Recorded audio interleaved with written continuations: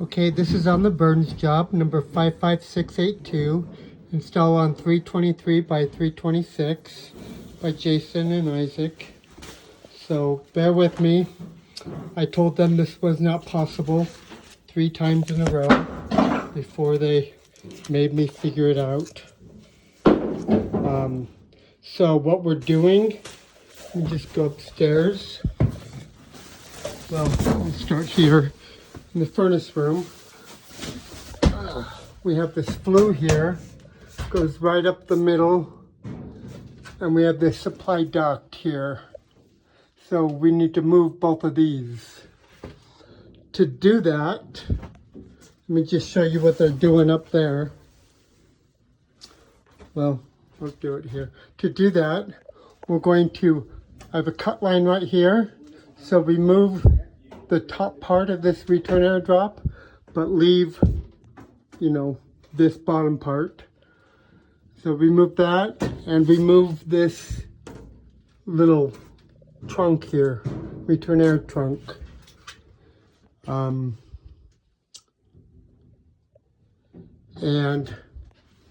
from that cut line, you're going to offset it 10 inches towards us, and then put a duct and then 90, and then a new trunk line right where this flue is. This flue's not going to be here. And I'll give you some panning, but all the return air is going to be right above us.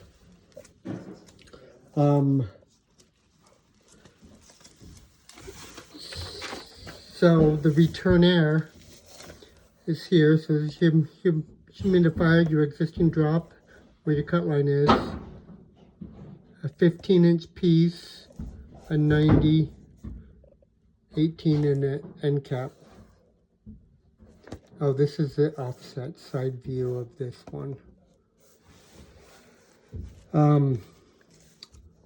Above us, I'll go over this in just a minute, but this is the little closet that they're trying to get all the duct in. They're going to have to reframe it to get what we want, but when we're done, we're going to get a 30 by 8 flat grill here, 30 by 8, baseboard grill here, 30 by 8 baseboard grill here, and a 24 by 8 baseboard grill here. And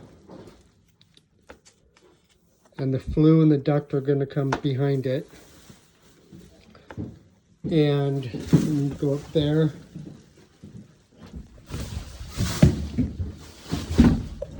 So if you come up the stairs, we have this old return air.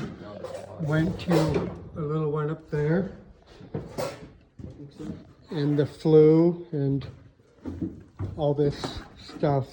So this here, you're going to cut up at the ceiling, and you're going to run a 6-inch flue all the way up through the roof. I'll give you an discussion. There's a drip cap at the bottom here. You're going to put it on the roof. And your 6-inch cap. So anyway, come through, then put a 90 on it. Come over here, and then a 90. This pipe's right in the way where the flue has to go. So they're going to move this pipe here, and our B-vent will come down here, and then 90 down. A 7 by 14 duct's going to come up right tight to this wall, and a 6-inch B-vent right in front of it. And when we get through the floor, I have an offset that's going to transition to something. Then we're going to take a straight duct off here. I have a cut line right here. Keep this, but rip this part out and re-tap into that. On the other side, I have two 6-inch.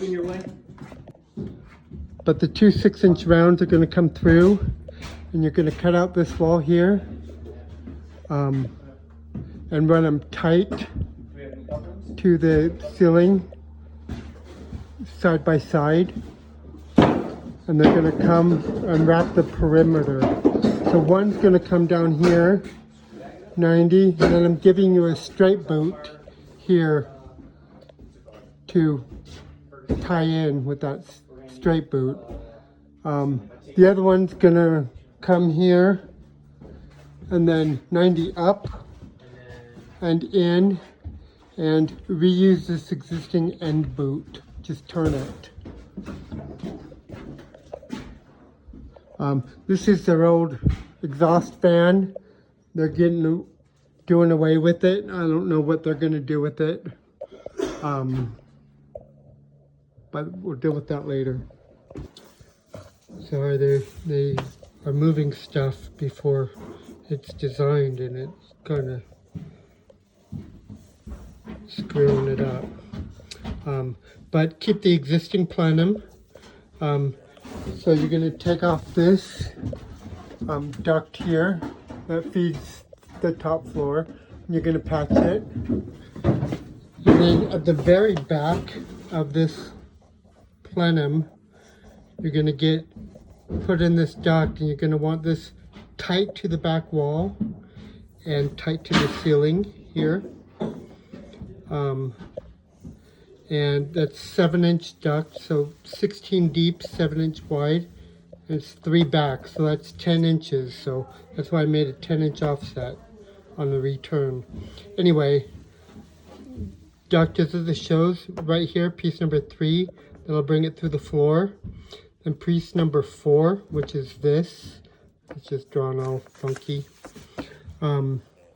is a side view. I'm going 7x14 to 21x8. So off of that 21x8, we're going to take a 9x8 duct and 2 squared arounds. 6x8 to 6-inch round pipe. So that one, and then, so this piece, then I have the 90.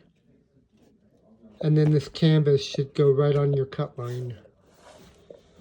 And if this all works out, then I'll be amazed.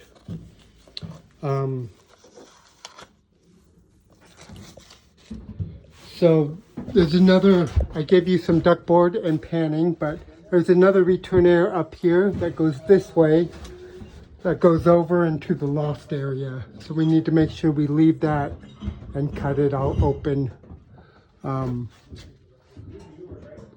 Otherwise, if you can, that return air on the top floor that goes up in the ceiling, when they get their wall done, we need to see if we can rehook that up somehow.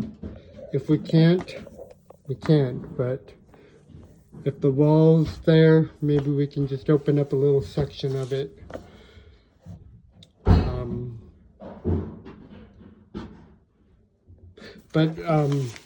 So what I didn't tell you, I got a little frazzled with things in my way, but up there, that wall, they're going to move it to accommodate our duct and flue.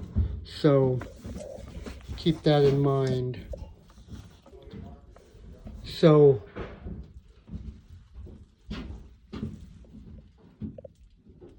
our duct will be tied against this wall, and our flue will come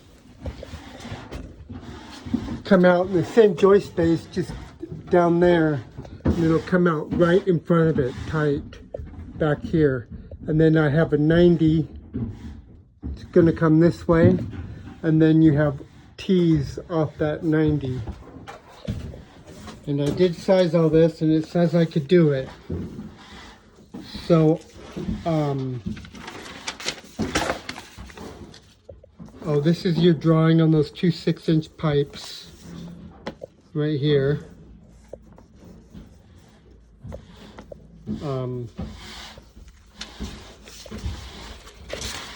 And then this is your flue. So I have an escutcheon. Oh, I need to draw that with the marker, so I put on a burn sheet. Anyway, this discussion. So take this existing end cap and put it on the top. Cut your 6-inch flue through it and put this discussion over the top of it. New cap. And then I have 15 feet with the 90 up in the floor over, and the 90 2 feet. I'm gonna order you an adjustable as well, because it's pretty close. I'm not sure how long the throats are on the 90s, so I'll order you an adjustable as well.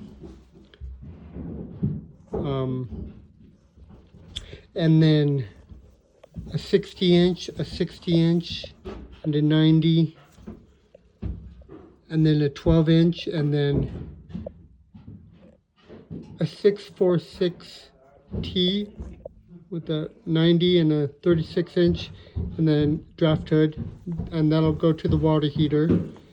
Then that T, and I just ordered some random furnace parts, will go to the first furnace, and then a reducer, 6-4 reducer, be vent to the second furnace.